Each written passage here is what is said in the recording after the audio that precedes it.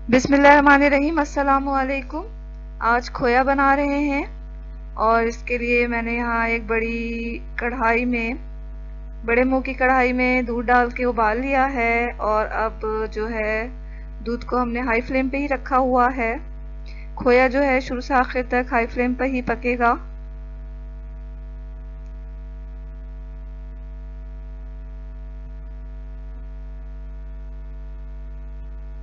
तो यहाँ चमचा हिलाते रहना है मुसलसल, ताकि जो है दूध पेंदे से ना लगे और साइडों में भी ना चिपके। अक्सर जगहों पे खोया अवेलेबल नहीं होता, तो वो इस तरह घर पे खोया बना सकते हैं।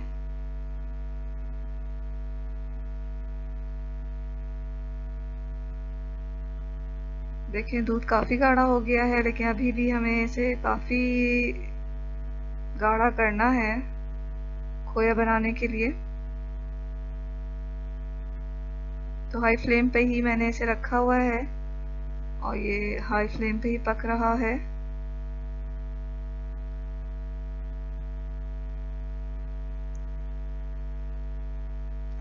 दो किलो दूध से तकरीबन 40-45 मिनट में खोया बन के तैयार हो जाता है। यहाँ देखें अब जो है बबल्स बन रहे हैं। तो इस मरहले पे आके हम फ्लेम को मीडियम पे कर देंगे और अभी भी हमें गाढ़ा करना है। इसको मुसलसल चमचा चलाते हुए पकाना है।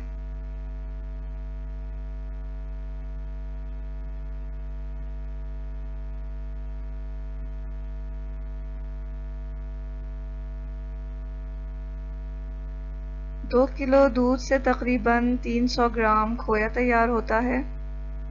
यहाँ देखें खोया काफ़ी गाढ़ा हो गया है, तो हम अभी इससे थोड़ा और पका के फ्लेम बंद कर देंगे।